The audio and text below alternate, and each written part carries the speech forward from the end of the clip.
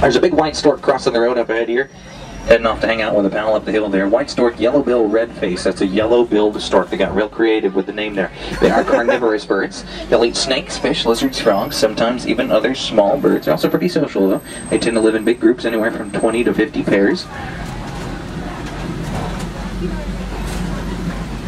Got a big watering hole coming up out here to the left. Usually our best chance to spot some of the more rare species out here, because this is where the animals tend to gather. Sometimes if we're really lucky, get a chance to spot a black rhino out here, so definitely keep your eyes peeled for one of them. Down there by the water's edge, you may have already spotted a very large black and white stork. It's got a long orange bill. That's a saddle-billed stork. They're the tallest stork in Africa. They're about 5 feet tall with a 9-foot wide wingspan. That's almost as wide as this truck. Or 5 feet tall? They are monogamous birds. Once they find a partner, they will stay together for the rest of their lives. Aww.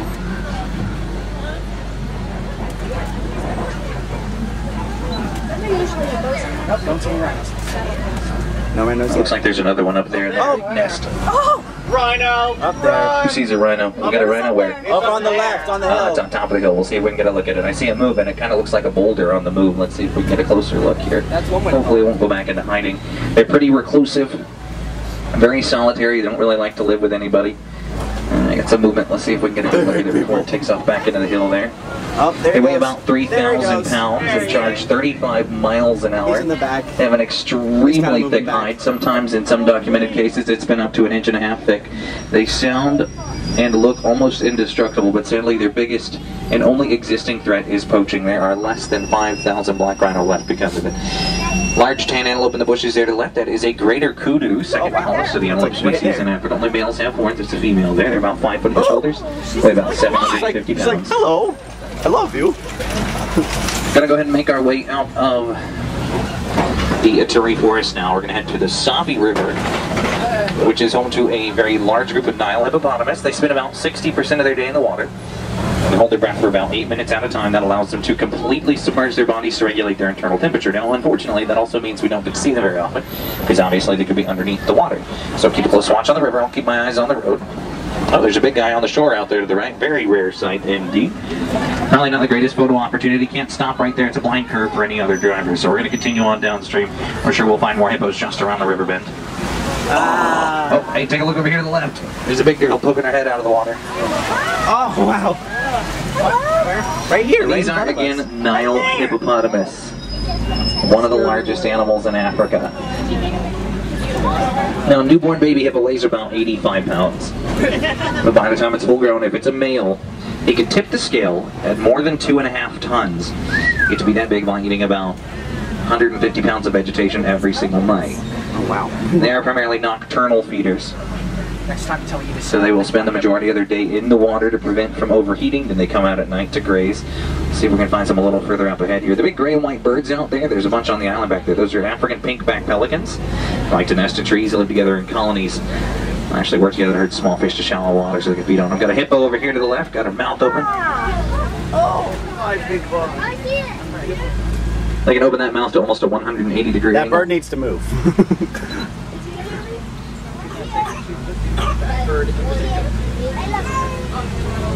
Oh, there's one back there too.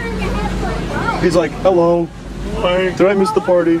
Coming up on an old bridge here. While we cross this bridge, I do need everybody to remain fully seated. This is for your safety. Over the left-hand side are Nile crocodiles. These crocodiles are very real. They are very dangerous, and they are especially aggressive. They can grow to be 18 to 20 feet in length, weigh nearly 2,000 pounds. Look right there. Have a jaw-crushing strength of more than 2,200 pounds of pressure per square inch. That's enough to instantaneously crush right through the bones of any prey they can get a hold of. Wow. We're going to go ahead and make our way out of the forested environments entirely.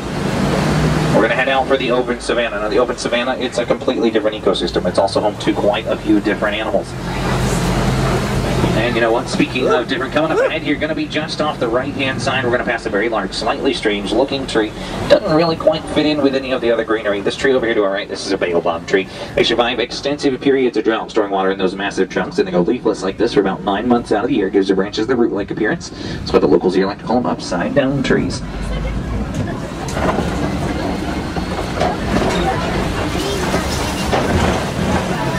Get a look at this absolutely gorgeous view out here. Probably one of my favorite views of the whole reserve.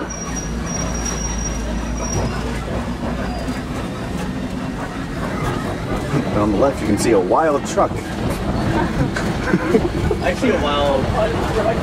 Usually feasts on tourists.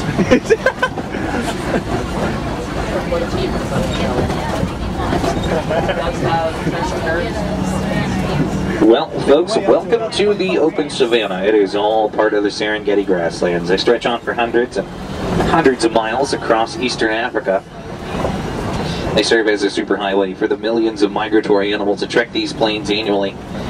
But it also serves as a permanent home for some of Africa's more famous animals, like lions and elephants. Now, this is the wild Africa. We're all working very hard to conserve. Ah, sunlight. It's very much sunlight.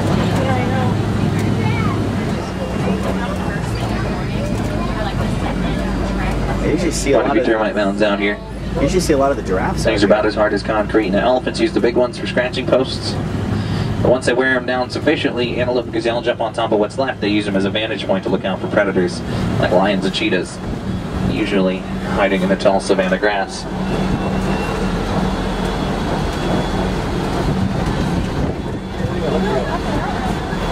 No, they do look, they are real. Like, they just look like that. Might be too hot for Now, the landscape here is almost completely developed by animals. Elephants are like bulldozers. They knock down big trees to eat leaves on top. That allows the grass to spread. Giraffe are like pruning shears, eating the undersides of the trees to let light and rain through. Antelope, zebras, and wildebeest mow down tall grass, allowing new sprouts to grow in, and then the little nibblers like the warthogs and the gazelles, well, they trim up the edges. In a naturally balanced system, there's enough food to go around for just about everybody. No, it sounds like there's no one out here right now. Ah, okay. There's a single gazelle. And two wildebeest. Up ahead there, laying down by himself out in the grass, there's a lone gray antelope. That's a water buck. They are crepuscular animals, means they're mostly active at dawn and dusk. Typically they make their homes near bodies of water so they can dive in to escape from predators. And around the bend here, looks like there's a couple of different things out in the distance there. Towards the very top of the hill, the gray animals are white-bearded wildebeest, members of one of the world's largest animal migrations still in existence today. There they are. At one point in history, they'd migrate across African grasslands in herds as large as 1.5 million. A couple of Ankole cattle up ahead here, also known as Watusi cattle, named for the tribe that first domesticated them. Those enormous white horns can grow to be nearly 6 feet long, with a circumference of 20 inches at the base. The tan antelope a little further out there is a Patterson's eland. Eland are the largest of the antelope species in Africa. Horns. Both male and female have horns. Full-grown males can stand up to 6 foot tall at their shoulders, weigh close to 2,000 pounds, and are capable of jumping over 8 feet in the air vertically from a standstill. What the heck? Them cows can jump. Can't count them anymore. A couple of giraffe coming up ahead here. There they are. They're just like Easily the tallest animals on the planet. It's like, I want to stay under the tree. It's freaking hot outside.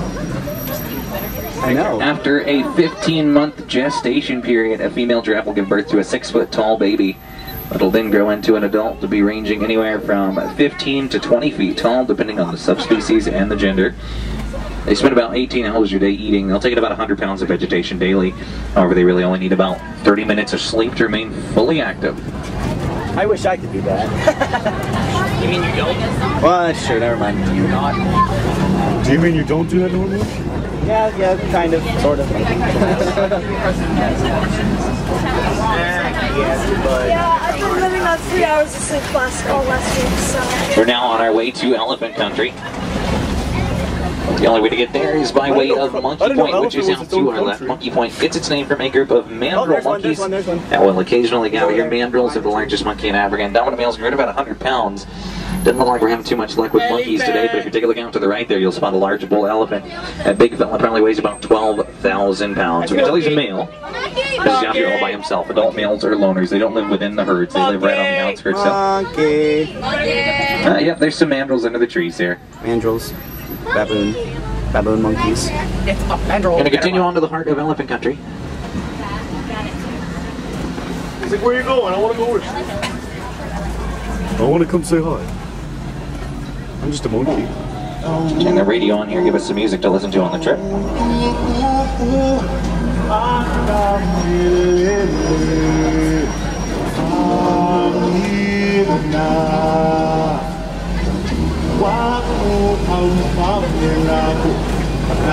Great, look at this big guy over here to the right. Oh my goodness.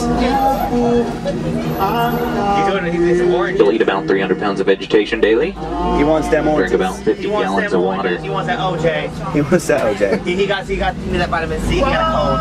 He got a cold right now. He need that vitamin He need that immune system built. What? He need to build up that immune system. He need to build up that immune system like him.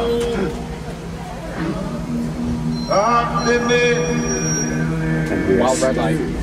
Wild red light appears. Wild red light appears. Wild green light. Green light. Wow, that's an amazing animal. It changes colors. Spread it out like too good. I'm going to turn off the radio to concentrate, folks. Cross your fingers, hopefully we'll make it across here. We got Polly Polly, that's Swahili. Means very slow. Oh boy.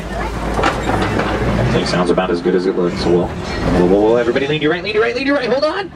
Nobody move. We got to balance now. There go the front tires. That means the driver's safe. There go the back tires. All right, we made it. Let's get out of here. I like this guy. He said lean right. That was already all the way to the side. Alright, this is pretty cool. Take a look into the clay on either side of the truck. You're going to see some tusk marks and footprints. Now, elephants will eat red clay to get its beneficial minerals. Markings like these, they typically indicate we're getting close to a herd. We'll see what we can find up ahead here. A wild person. Looks like we got one of our reserve researchers up ahead here. She's figured out how to get the attention of the big female elephant out there. Now, both male and female African elephants have ivory tusks. They start developing those at a very young age, and unfortunately, their tusks do make them a prime target for poachers and illegal hunters. The #1 threat to elephant populations globally. Now, the next biggest threat that elephants are facing is habitat loss. As human populations increase, habitat for elephants is vastly decreasing, and we're now seeing more and more situations where humans and elephants come into very close contact, sadly resulting in a very dangerous and potentially deadly situation for one or both species involved. So here, on the Harambe Wildlife Reserve, we're working on multiple conservation efforts to help prevent the threats that elephants are facing. One of those efforts being the scientists and research students, just like the one we saw there, are studying elephants' vocal communication patterns.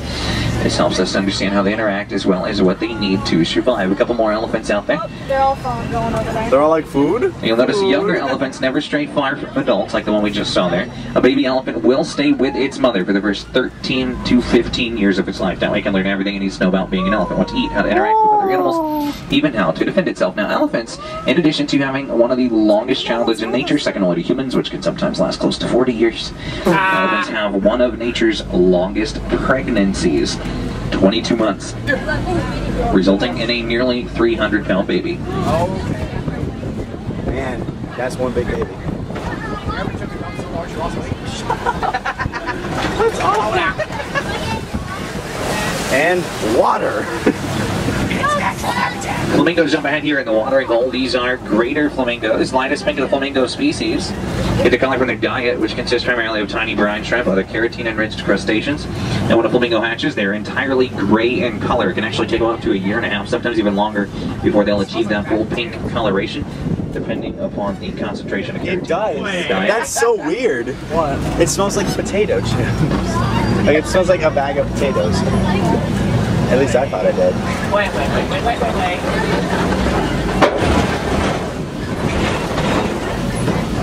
No, every time that happens, it sounds really bad. Big mud wallow out in the clearing there to the left. Good sign there could be rhinos in the area. Rhinos like to roll around in the mud. They completely coat their skin with it. I'm judging from the terrain out here, if we do find any rhinos, they'll most likely be white rhinos. They prefer the open savanna environment. They're much more social species of rhino. Tend to live in big herds.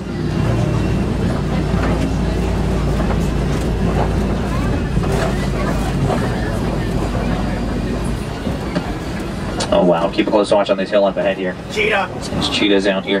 Fastest cats in Africa. Looks like there's two of them at least. One on the rocks, one walking along the hillside. Pretty sure I saw another one. Look at the one on the rocks. A moment ago.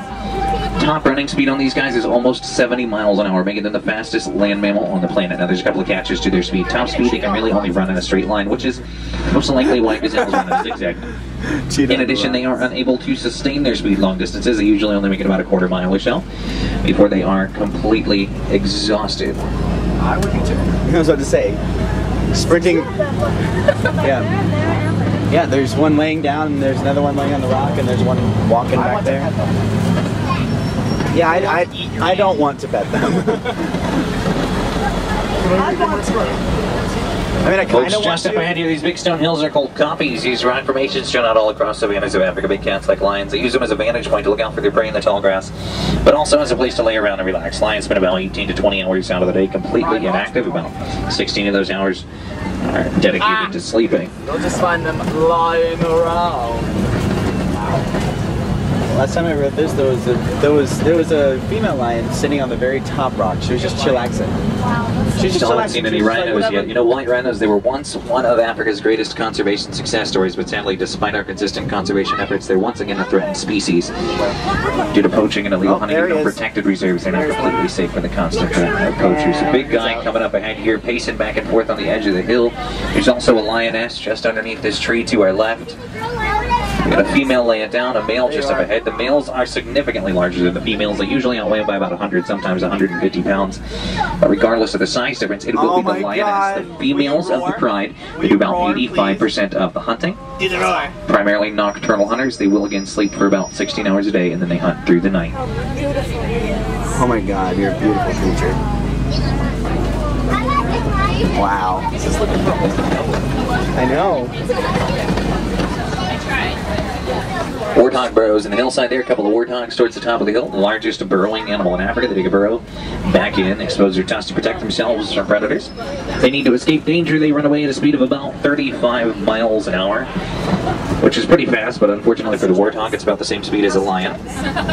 Ostrich eggs. Ostrich nest there to the left. Those eggs weigh about 3 to 4 pounds each. They are laid by the largest bird in the world, and unfortunately I don't see any of those around either. Oh, there's warthog over there. There's two of them. Boomba. Kuna Matata. Oh, there's three. Oh, there's three of them. It ought to be hotter. That's ought to be hotter. Spinach armada. Let's spinach armada. Hot tuna frittata. It ought to be hotter. Folks are making their way into an area recently acquired for one of the Harambe Wildlife Reserve's newest reintroduction efforts. Harambe Wildlife Reserve recently began introducing small groups of zebras into this area in hopes that they would eventually migrate into the local There's a ecosystem and geyser become right part there. of That guy's just going off right animal there. population here on the reserve. Zebras are a migratory equestrian species, so once they feel they've depleted the resources in an area, and it looks like they did a pretty good job here, they will migrate on. So it does look like the herd that was recently introduced here has joined the general animal population. Unfortunately for us, meaning we won't be seeing zebras today, but it does bode well for the future of the Harambe Wildlife Reserve. The reintroduction efforts like this one focus on bringing animals back to an area they once roamed, but sadly no longer do. Animals are often forced from a territory by farmers in need of vast amounts of land for crops and livestock, but our hopes are high. More and more land will be turned back over to reintroduction efforts like this one. Now it is crucial that these conservation efforts benefit local residents as well as they do the animals. There are multiple organizations working very hard to ensure this happens. These organizations offer programs to help teach locals how to develop alternate, more humane methods of protecting crops and livestock, while other organizations offer jobs to help replace the economic incentives once provided by poaching. But in the end, the main goal of conservation is still today what it has always been, and that is to help balance the needs of both humans and animals. That way everybody wins. Yay. Yay winning. Well, folks, I hate to break it to you, but sadly it seems our time on safari is very quickly coming to a close. We're going to be heading back to the Warden's Post where I picked you up from, but don't worry, it's not too long of a hike.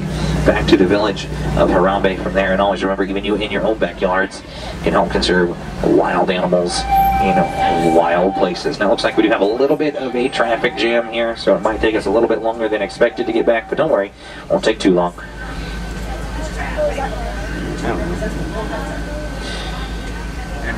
And since we are getting back just a little bit earlier than I had anticipated, I'm going to go ahead and give our warden a call, let him know where we're at on the reserve here. That's kind of legit, right? Yeah, it was. Saw. Yep. I don't know. We got to see a narwhal. I think I can saw him be a narwhal.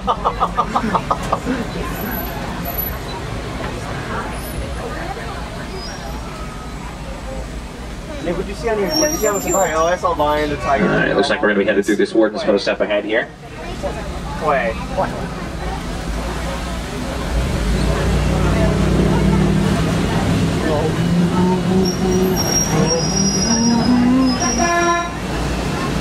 Okay, bye. We're going again. No. Now, folks, on behalf of myself and everybody out here at Kilimanjaro Safaris, I would personally like to thank you for touring with us.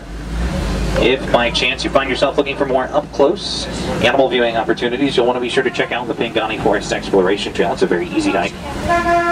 Lots of up-close animal encounters. While you're out there, you can find some western lowland gorillas, deer and antelope, smaller animals you might not have had a chance to see on safari.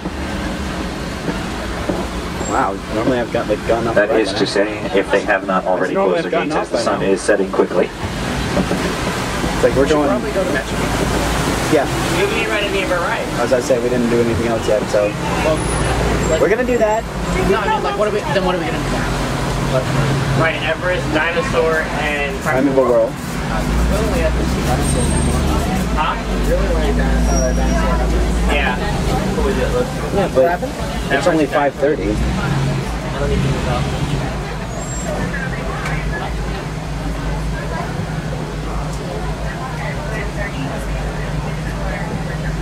Since we have to write Primeval World because I'm going to record that, we're just going to do spectaculars.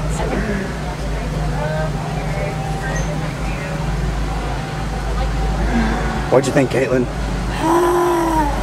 There's a pinky and a... What's the name of your... Well, it shouldn't be too much farther away here. While we are waiting again, definitely make sure you take a look around and make sure you have all your personal belongings with you. Don't want to leave anything behind after I drop you folks off and right back out onto another adventure.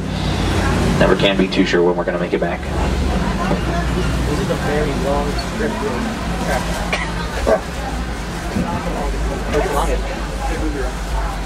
No way. What is a lot of this things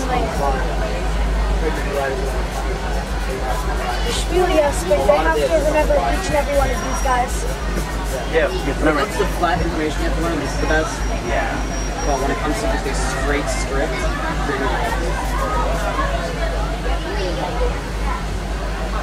I don't know, I feel like Jungle Cruise would have about the same as what you were in.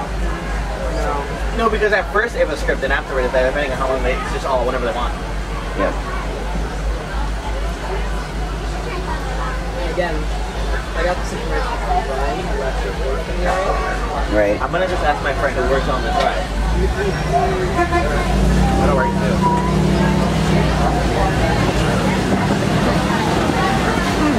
Alright folks, heading right up here, there is just one last thing out here in Harambe. We don't like to say goodbye, and especially not to our friends, so we say a Swahili term, and it means go well. That is Kwaherini. So Kwaherini, everybody. Kwaherini. Enjoy the rest of your day here in Harambe. Make sure you come back and see us again, folks, because no two safaris are ever the same. The animals here will absolutely make sure that once we come to a stop, watch your hands and feet to the right. Ginger's going to open up into a Shambo, Ginger. It says, oh wait, I think it was actually a kid. Okay.